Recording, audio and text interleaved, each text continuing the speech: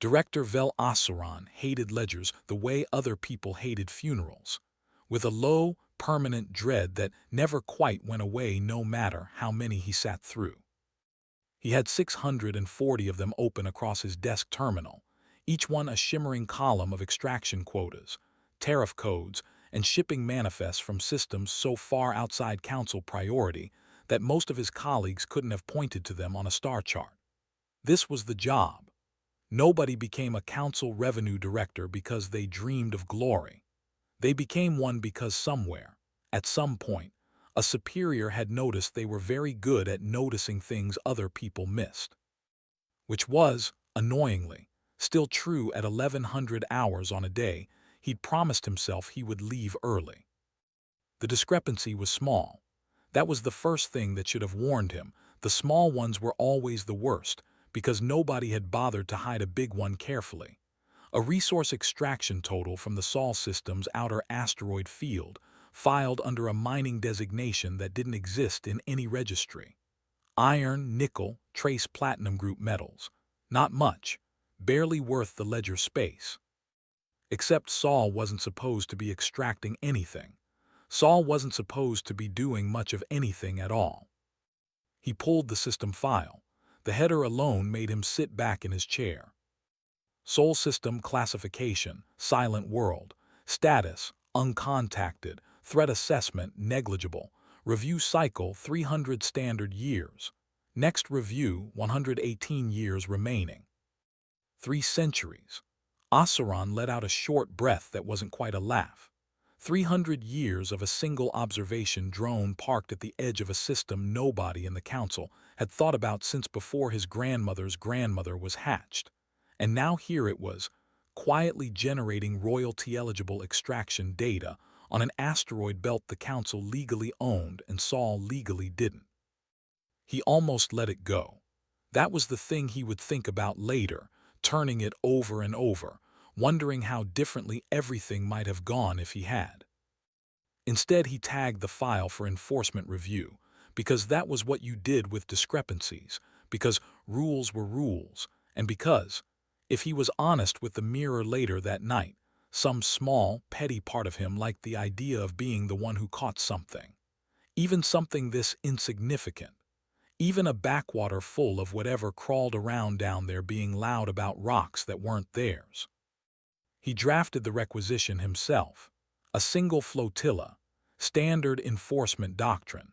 Seize the illegal operation, issue the fines, remind the locals politely but unmistakably who the rocks belonged to. He did not request additional forces.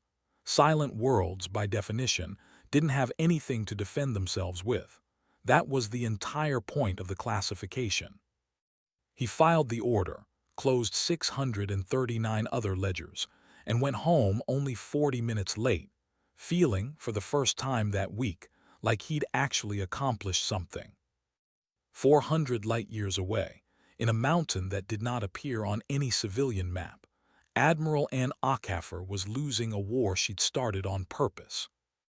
The tactical display filled the wall of the command room in cold blue light, a swarm of red icons, hypothetical, but modeled with a level of paranoid detail that had taken 11 years to refine, folding around a formation of blue ones with the calm, patient cruelty of something that had done this before. Her own ships. "Pause sim," she said. The room froze. 23 officers looked up from their stations with the particular flinch of people who knew a pause meant they were about to be told exactly what they'd done wrong. "Lieutenant Reyes," Ockhafer didn't raise her voice. She never had to. "Walk me through why the Hermes battle group broke formation at the 14-minute mark." Reyes straightened. "Enemy feint on the flank, Admiral. Sensor ghosts reading as a second wave. I moved to intercept before you confirmed the contacts were real." "Yes, ma'am." "And in the 11 minutes it took you to realize they weren't. What happened to the gap you left in the main line?" On the display, a cluster of red icons had already poured through exactly that gap, unhurried, methodical, the way water finds the one crack in a dam.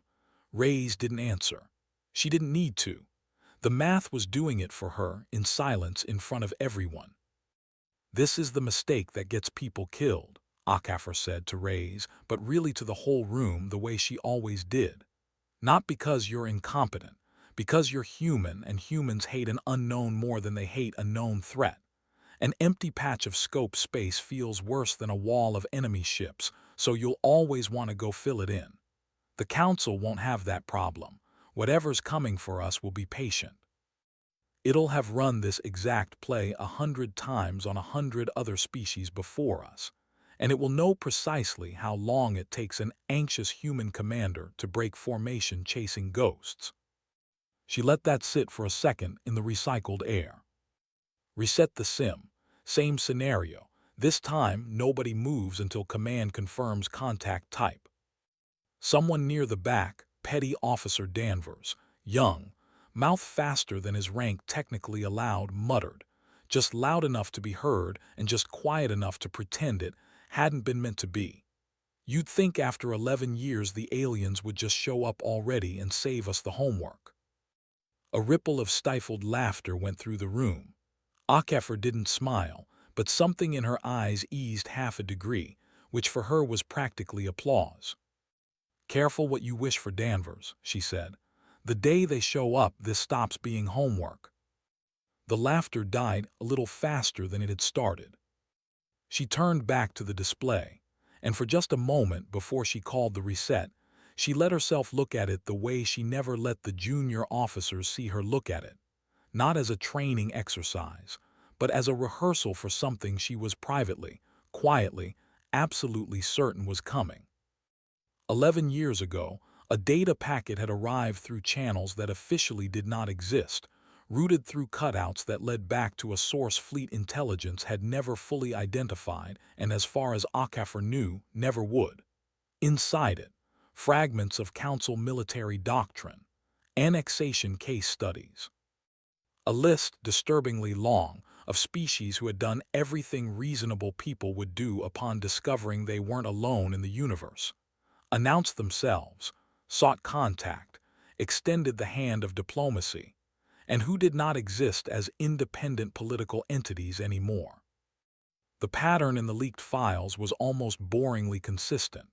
Species that broadcast their existence got studied, cataloged, and if they had anything worth taking, absorbed. Species that stayed quiet and built up defenses in the dark sometimes didn't. It wasn't much to build a civilization's entire grand strategy on.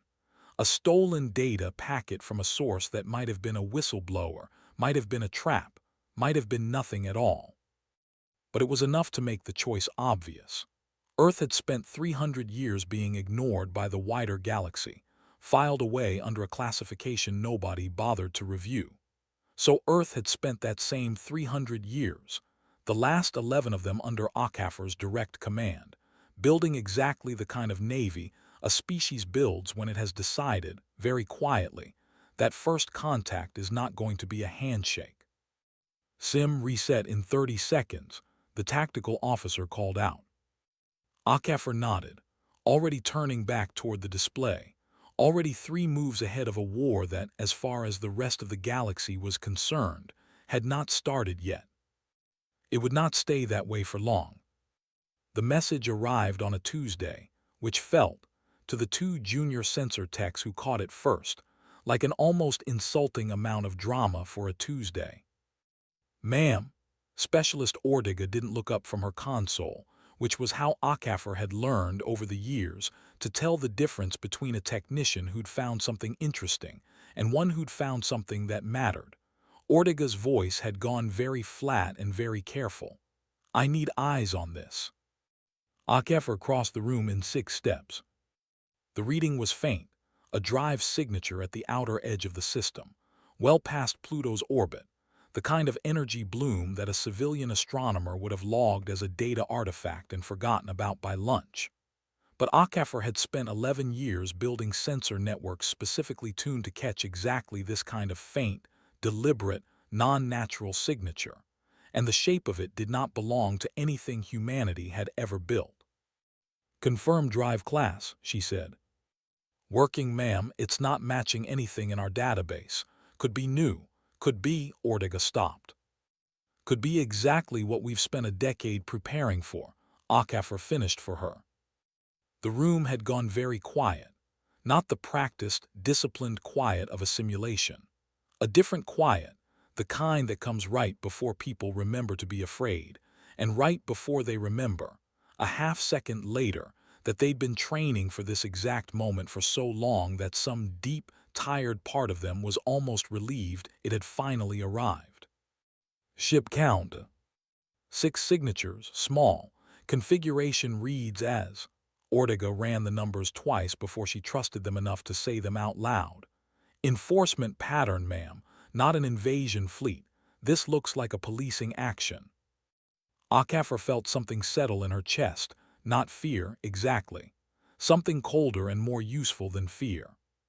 Somewhere in that quiet, unremarkable outer belt, humanity's asteroid mining crews were still running their shifts, hauling ore, filing reports nobody outside Sol had ever bothered to read. Until, apparently, somebody finally had. They found the mining operation, she said quietly. Ma'am. They're not here to introduce themselves. HFY was already moving toward the command chair, already pulling up the fleet dispositions she'd rehearsed against 1,000 red icons that had, until exactly this moment, never once been real. They're here to collect a fine.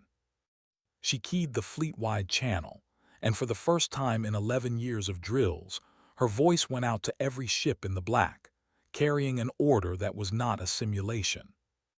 All battle groups, silent running to intercept coordinates. Nobody fires first. Nobody breaks formation. A pause, just long enough for the weight of it to land. Let's see if they're as patient as we trained for. 400 light-years away, and a great many more beyond that, Thren Kato's flotilla dropped out of transit into the cold dark at the edge of a system his charts called Sol, expecting nothing but rocks and silence. He had no idea yet that he was already surrounded.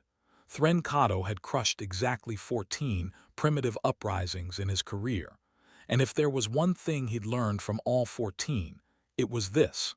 Nothing kills a war story faster than how boring the actual fighting usually is.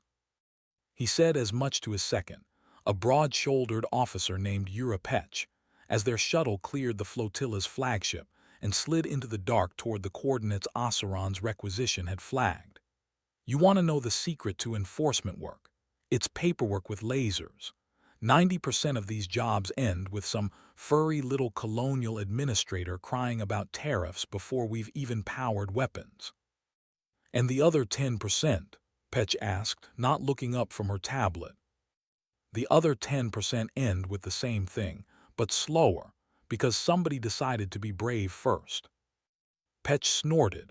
She'd flown with Kato for 6 years, long enough to know his humor ran dry and dark, the kind that came from a man who'd stopped being afraid of his job a long time before he'd stopped resenting it. This one's a silent world, she said. 3-century review cycle. You know what that means?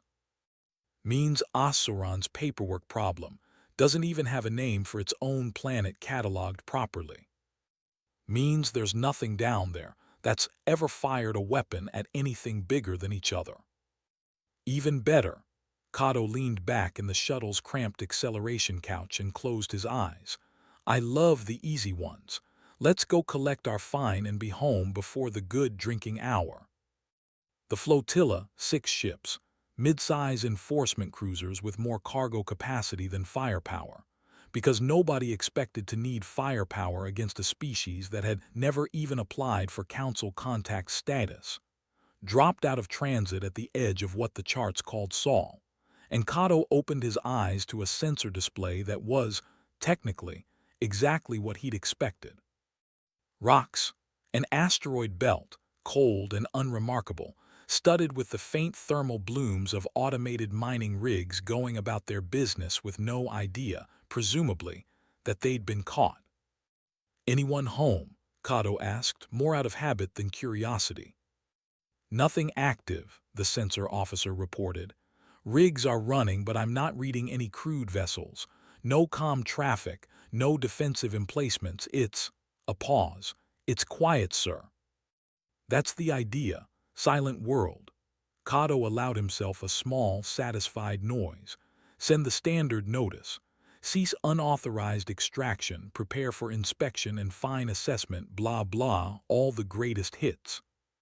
The message went out on every frequency the Council cataloged for a species this primitive, which was, notably, not very many. Nothing came back. No response, the comms officer said, after a minute that felt, to Kato, slightly longer than it should have. They're a silent world, Petch said dryly. Maybe they're just slow to answer the door. Or maybe, Kato said, sitting up a little straighter now, some old and very reliable instinct starting to itch at the back of his skull. There's nobody home to answer it. He'd been in this business long enough to know that quiet came in two very different flavors. There was the quiet of a species too primitive to notice you'd arrived, the kind of quiet Saul was supposed to be.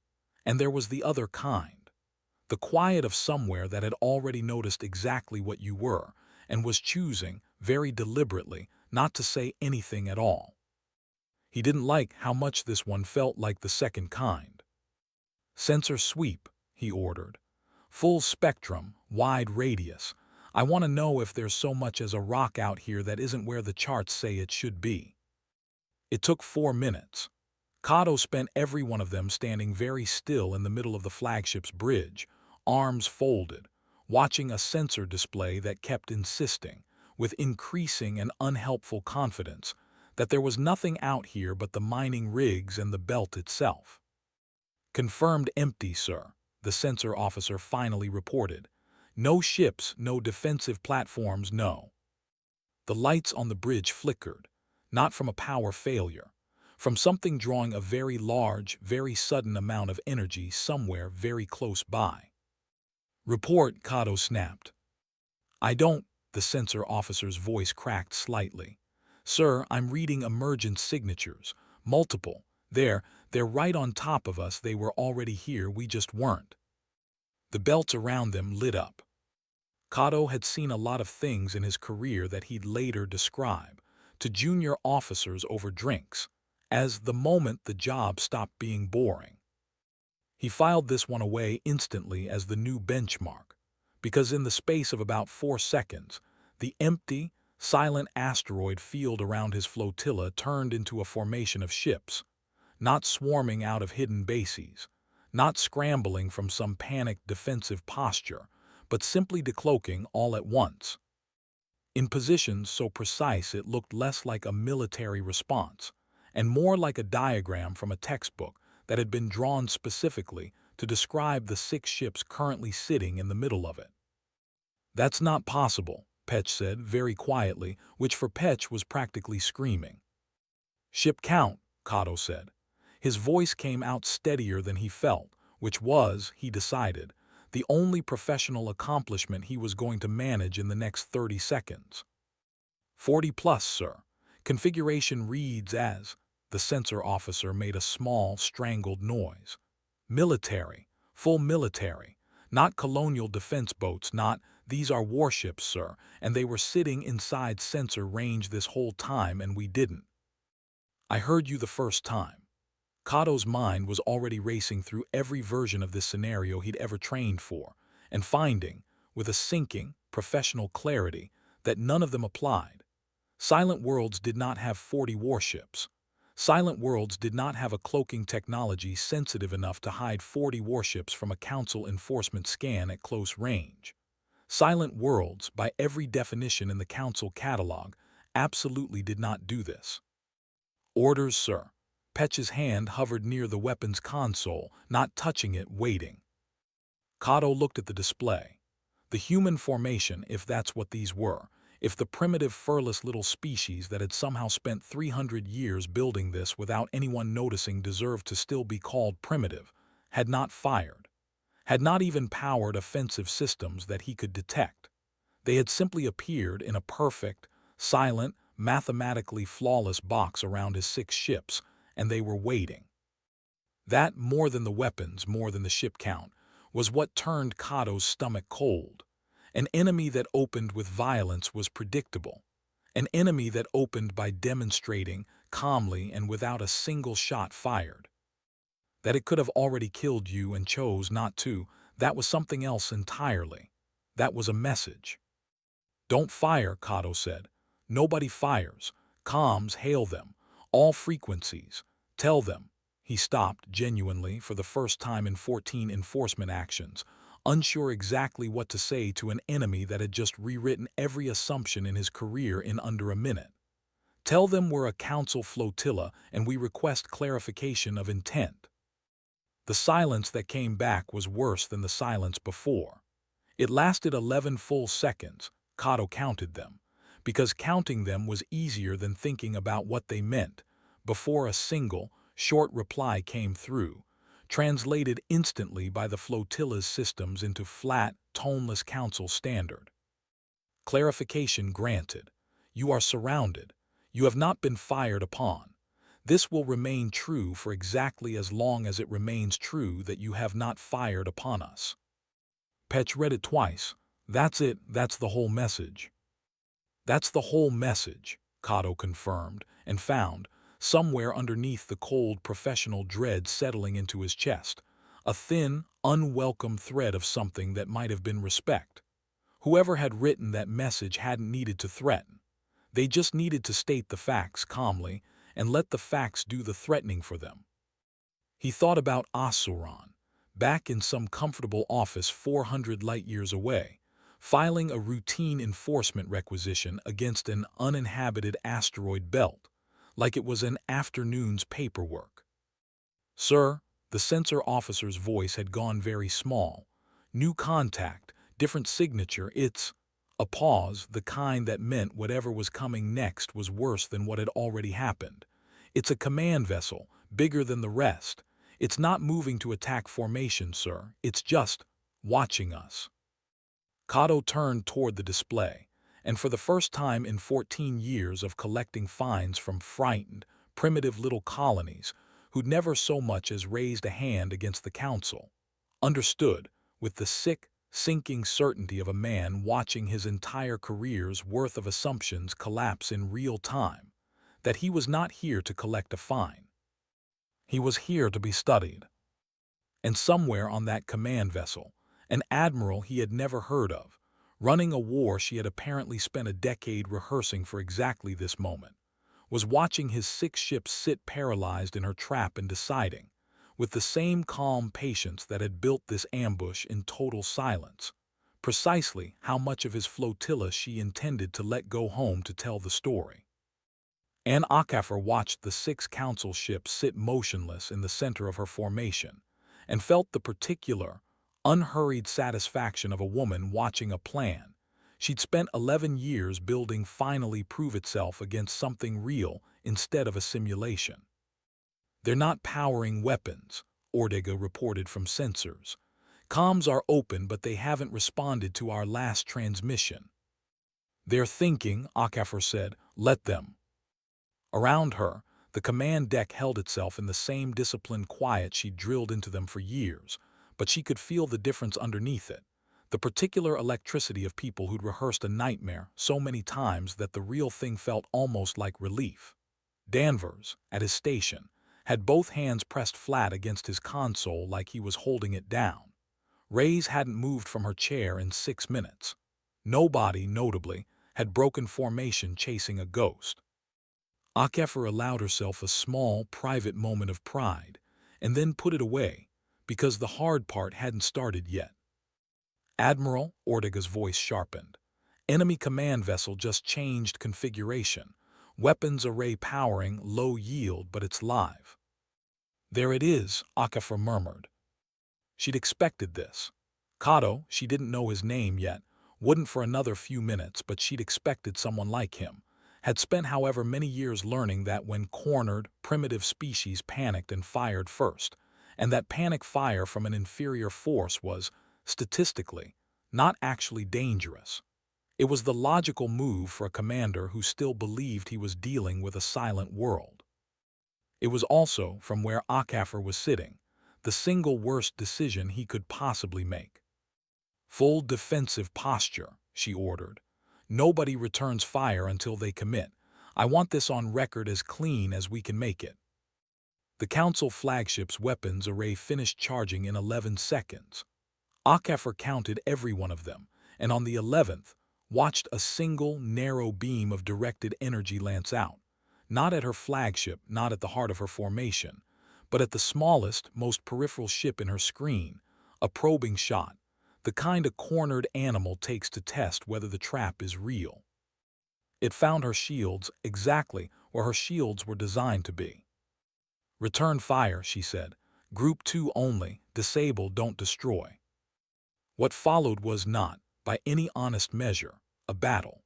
HFY had spent 11 years designing exactly this scenario down to the smallest tactical detail, running it against a hypothetical enemy so many times that, when the real one finally showed up, it felt less like combat and more like watching a piece of music she'd already memorized play out one measure behind her own conducting.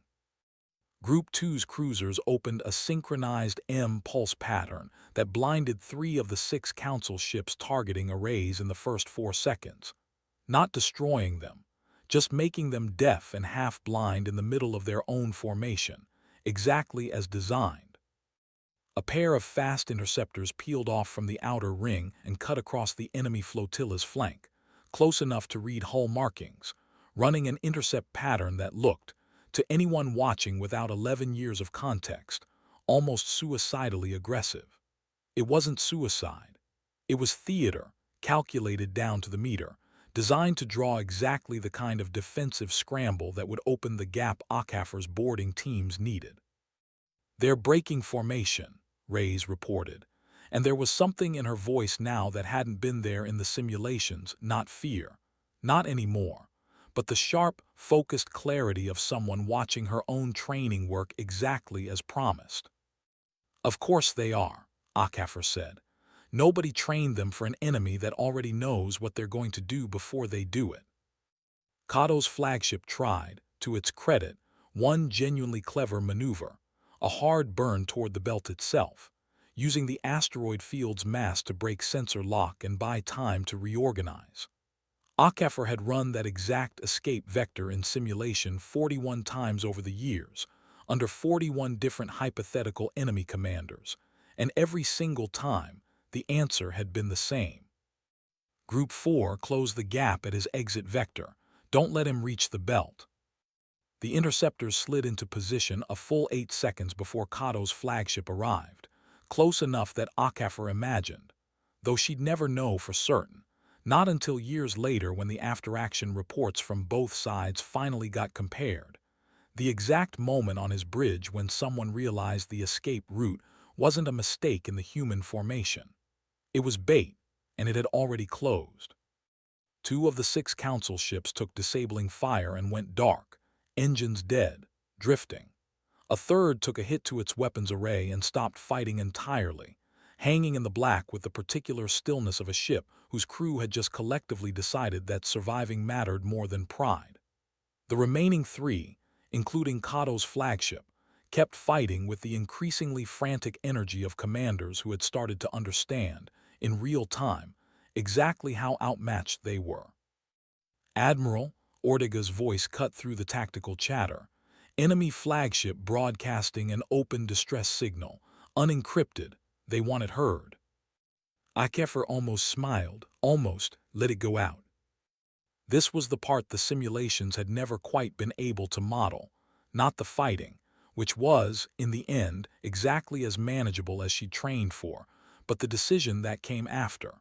Because the fighting was never really the point. The fighting was just the demonstration. What mattered was what the Council did with what they'd just learned, and that depended entirely on what HFY let them walk away with. She keyed into the tactical channel, watching the battle's shape resolve itself into something she'd anticipated down to the ship count. "Cease offensive action on the remaining 3 vessels," she said.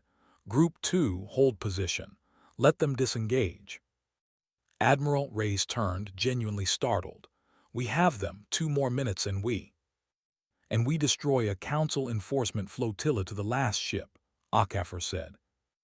And every single decision the council makes about Earth for the next century gets made by people who never got to hear what actually happened here, because there's nobody left alive to tell them. She let that sit in the air for a second, the way she always did when she wanted a lesson to land somewhere permanent. We're not trying to win a war today, Lieutenant.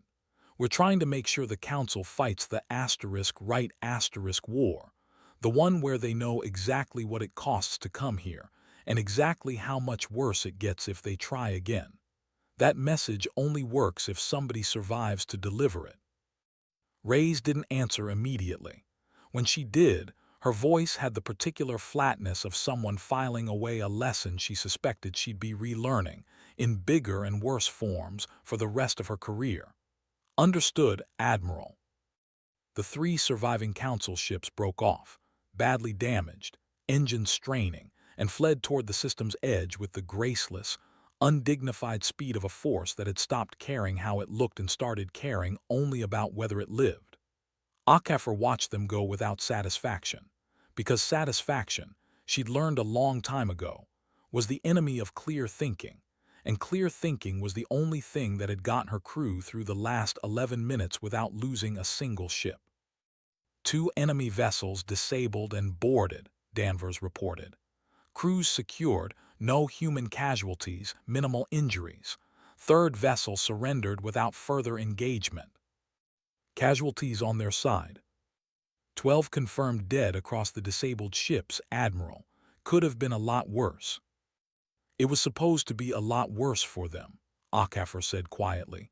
And it wasn't, and I need every person on this deck to understand exactly why that was a choice and not a mistake. On his flagship, 400 light-years from a home he was suddenly, viscerally certain he might never see again, Threncato sat in the wreckage of his own bridge, half the consoles dark, the air thick with the smell of burnt insulation, Petch bleeding from a scalp wound she hadn't noticed yet because she was too busy staring at the tactical replay in stunned, professional disbelief. And composed, with hands that would not quite stop shaking, the single hardest message of his career. He kept it short. Short was all he trusted himself to get right. Silent World designation for Sol system is incorrect and must be revised immediately. Encountered organized military force, minimum 40 vessels, tactical sophistication equal to or exceeding standard council enforcement doctrine. Flotilla engaged and defeated with minimal enemy casualties. Enemy possessed clear capability for total destruction and chose partial disengagement instead. Recommend this be read as a message, not a mistake. He stared at the transmission for a long moment before he sent it, already knowing, with the particular bitter clarity of a man who'd spent his whole career watching bureaucracies fail to believe inconvenient truths, exactly how it was going to be received back home. Nobody was going to believe him. That, he thought grimly, watching the last of the human formation peel away and vanish back into the dark from which it had come, was very possibly the most dangerous mistake the Council was ever going to make. The Council chamber on Threshold Station had exactly one rule that everyone followed and nobody admitted to following. Whoever spoke first lost. Vel Oseron had not wanted to speak first. He'd wanted, more than anything in his professional life, to sit quietly in the observer's gallery, submit his written incident report, and let the actual military counselors handle whatever came next. He was a tax auditor. He had requisitioned a flotilla to collect a fine. He had not requisitioned a diplomatic incident, and he resented, with the particular bitterness of a bureaucrat who has just discovered that paperwork can, in fact, get people killed, that he was now expected to explain one anyway. Director Oseron. Counselor Pren Ashaki's voice carried the flat, unhurried menace of someone who'd spent 400 years perfecting the art of asking simple questions that had no safe answers. Walk us through your threat assessment prior to authorizing enforcement action against the Sol system. Oseron stood, The chamber's lighting had a way of making everyone look slightly guilty, which he'd always privately suspected was intentional. The system was classified Silent World, threat level negligible, review cycle 300 years last updated. He checked his notes, already knowing the number would not help him. 282 years ago. So your threat assessment, Ashaki said, was 282 years out of date. That's how the classification system works, counselor. Silent worlds aren't reviewed. 12 dead, Ashaki said, not raising her voice, which was somehow worse than if she had. 2 vessels captured.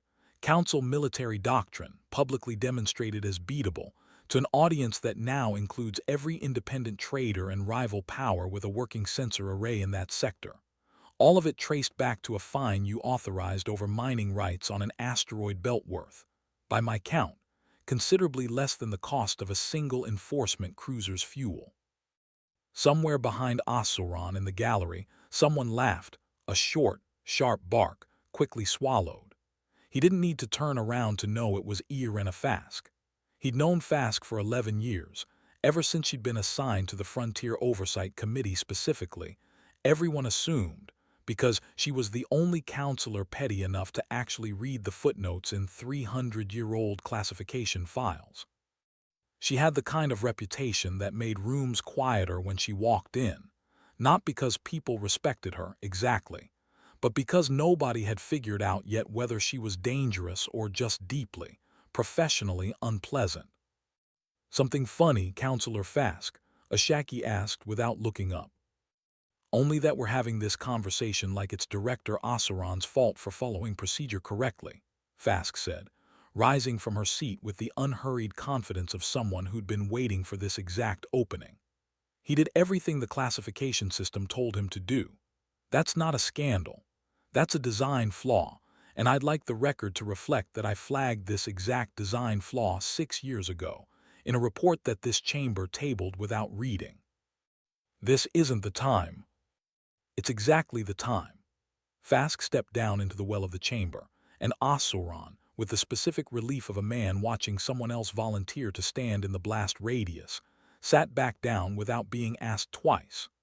We have 341 active Silent World classifications across Council space. 341 systems we haven't bothered to look at in centuries because some administrator, generations ago, decided they weren't worth the review cycle. Saul was never special. Saul is just the first one that got caught. You're speculating. I'm doing arithmetic, which is apparently a rare skill in this chamber. Fask pulled up a display. Asuran recognized it immediately, because he'd spent the last 2 days drowning in versions of the same data. Sensor logs from Kato's flotilla, recovered black box telemetry, the tactical replay, 40 ships appearing out of nowhere in perfect formation around 6 Council cruisers, holding fire, sending exactly one message before the shooting started. This is a species that built a navy this sophisticated in complete silence, under a classification specifically designed to guarantee nobody would ever check on them. Ask yourselves, genuinely, ask yourselves, how many of our 340 other negligible threats have spent their 3 centuries of being ignored doing the exact same thing? The chamber went quiet in a way Asuran recognized from very bad meetings. Not the respectful quiet of people considering an argument, but the brittle quiet of people who suspected the argument was correct and deeply did not want it to be. And what would you have us do, counselor?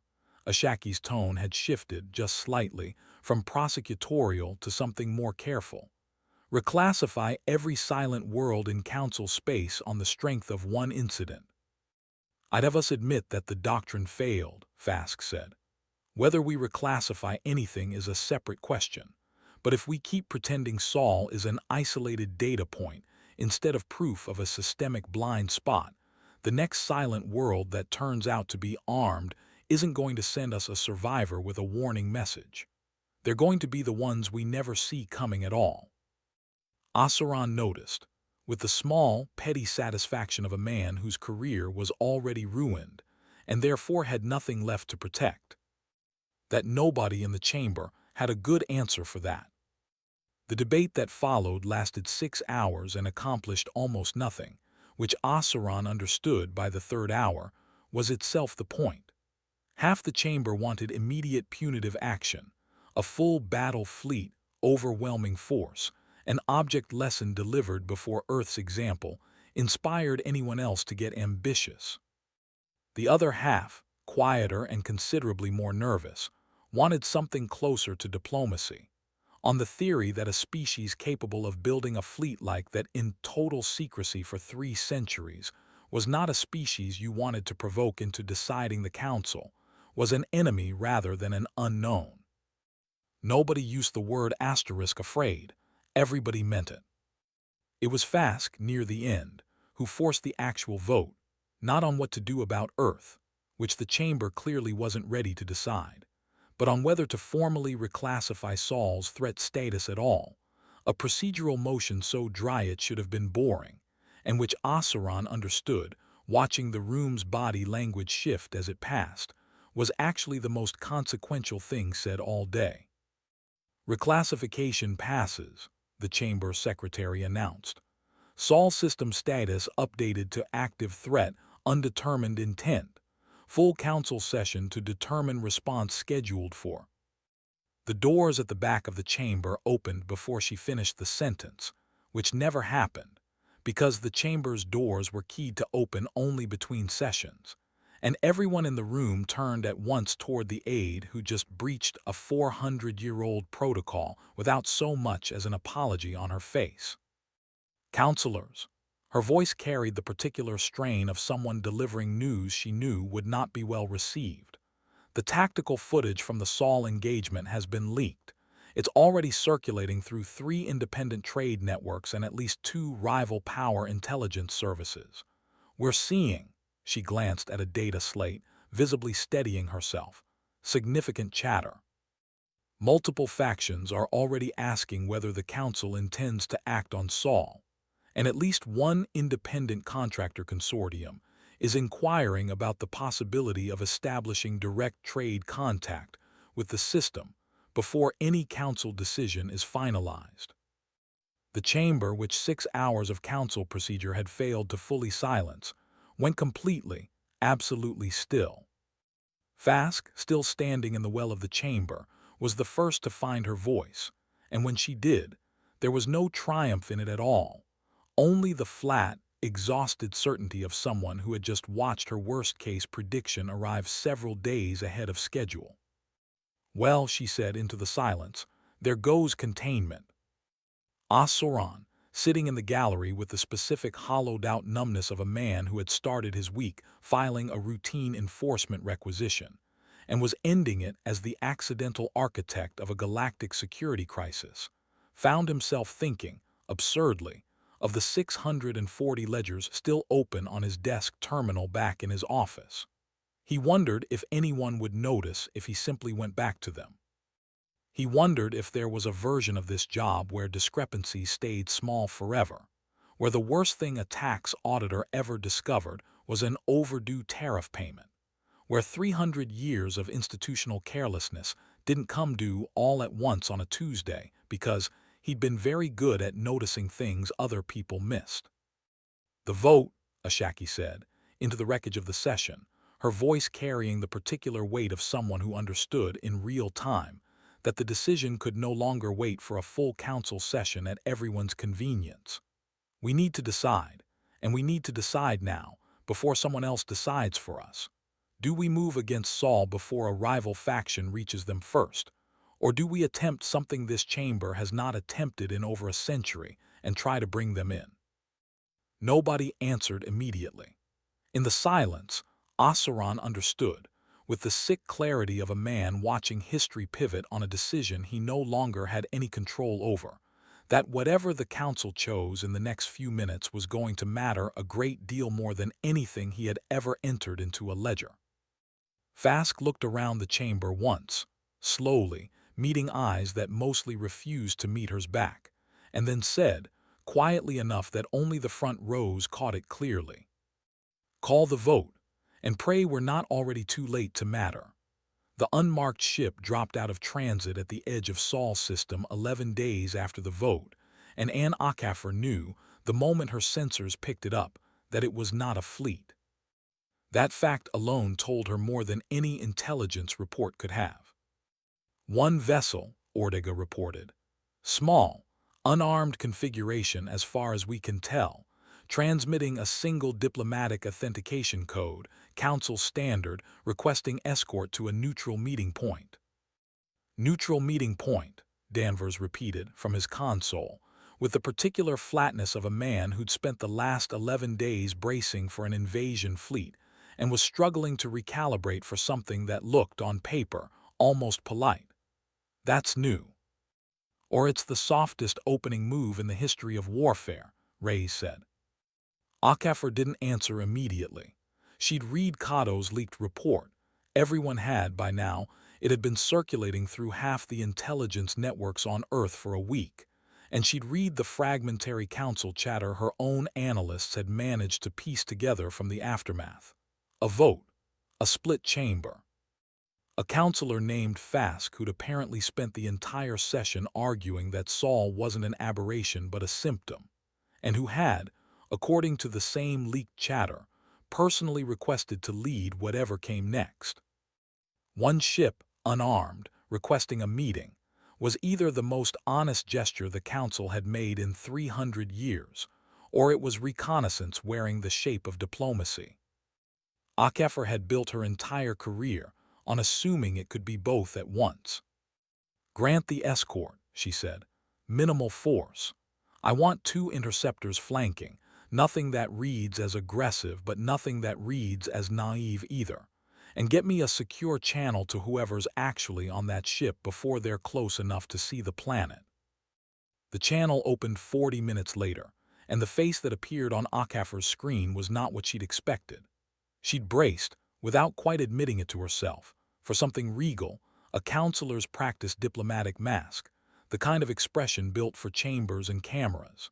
Instead, she got a tired-looking woman with sharp eyes and the specific posture of someone who had clearly not slept properly in over a week, sitting alone in a cockpit built for one. Admiral Ockafer. The translation software rendered the voice flat, but something in the cadence underneath it read, even through the distortion, as dry. My name is Irena Fask. I'm a Council Frontier Oversight Representative, and before you ask, no, I am not here to negotiate a surrender, yours or mine, and no, this is not a trick.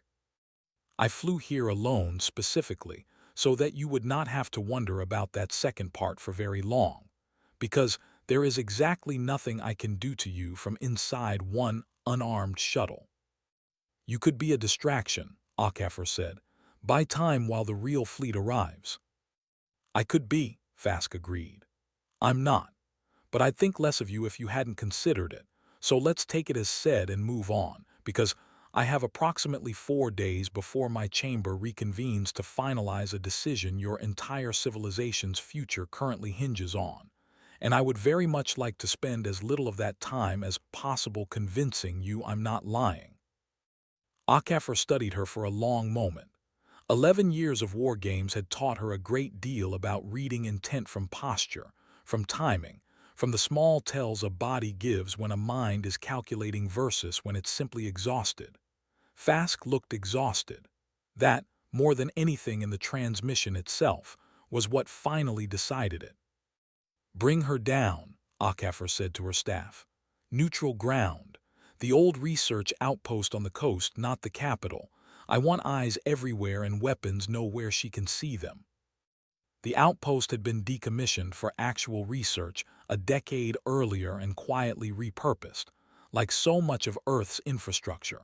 For exactly this kind of contingency, nobody was supposed to know they'd been planning for.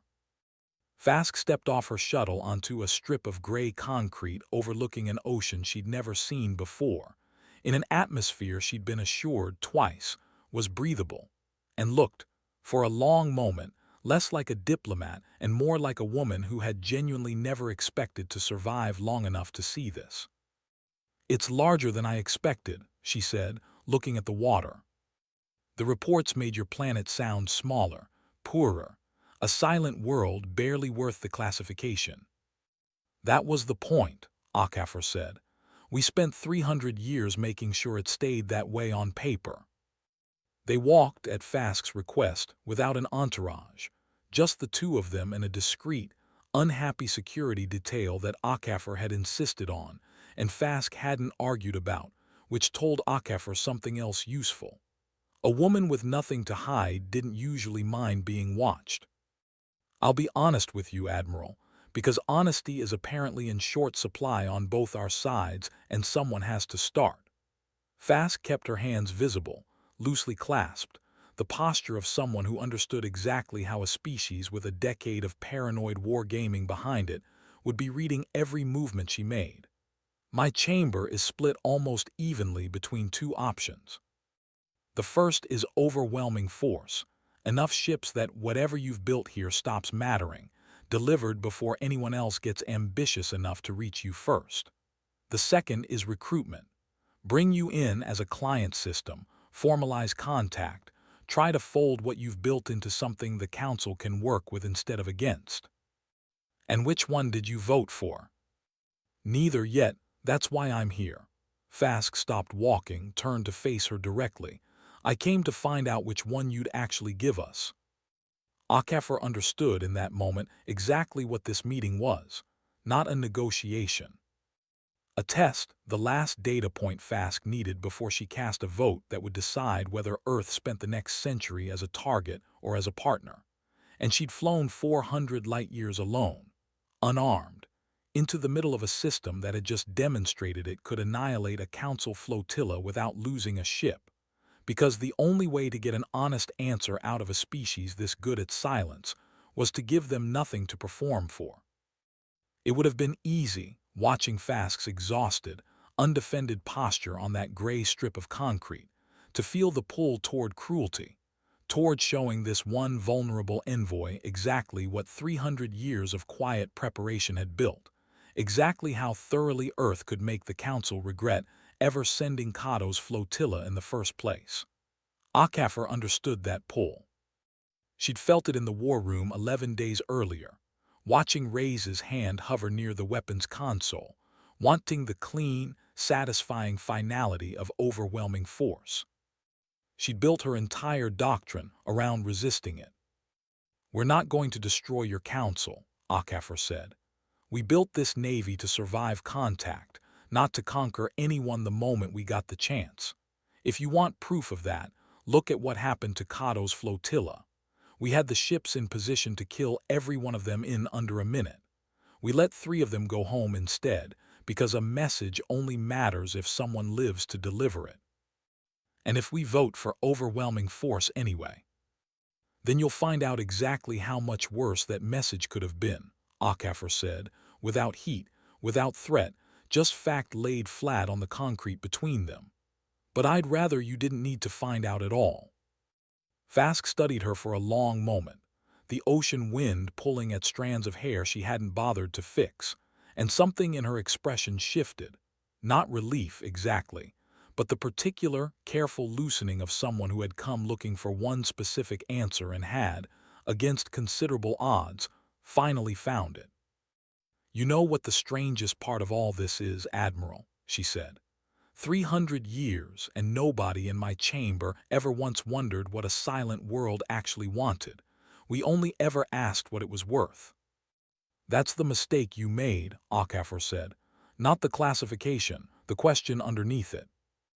Fask nodded slowly and didn't say anything else about the vote, didn't promise an outcome, didn't offer reassurance she couldn't guarantee, and HFY respected her more for the restraint than she would have for any easy promise. They walked back to the shuttle in a silence that felt, for the first time since the whole crisis began, almost companionable. The vote came through 9 days later, relayed through the same fragile diplomatic channel Fask had opened, and HFY read it twice before she believed it. Sol System Status, Reclassified. Designation, MONITORED Contact, pending full diplomatic review. Military Action TABLED. Frontier Oversight Committee to establish formal liaison within standard year. Not conquest, not war. Something narrower and more fragile than either. A door left open instead of slammed shut. A decision that could, HFY understood clearly, be reversed the moment the wrong counselor gained the wrong influence in a chamber she had no control over and would never fully trust. She stood in the command room that evening, looking at the same tactical display that had run a decade of hypothetical war games against an enemy that had finally, briefly, become real, and gave the order that nobody in the room found surprising in the slightest. "Begin construction on the next fleet class immediately," she said. "Full priority." "Ma'am," Reyes glanced up, half a question in her voice. "The vote went in our favor, shouldn't we?" "A vote can change," HFY said, "the moment the people who cast it decide it's inconvenient. We didn't survive 300 years of being ignored by staying ready for the threat everyone told us was coming. We survived it by staying ready for the one nobody warned us about." She looked around the room, at the crew who had spent a decade rehearsing exactly this moment and had, when it finally arrived, done everything right. "The Council just learned we're not primitive. That doesn't mean they've learned to trust us. It means we bought time. Let's not waste it."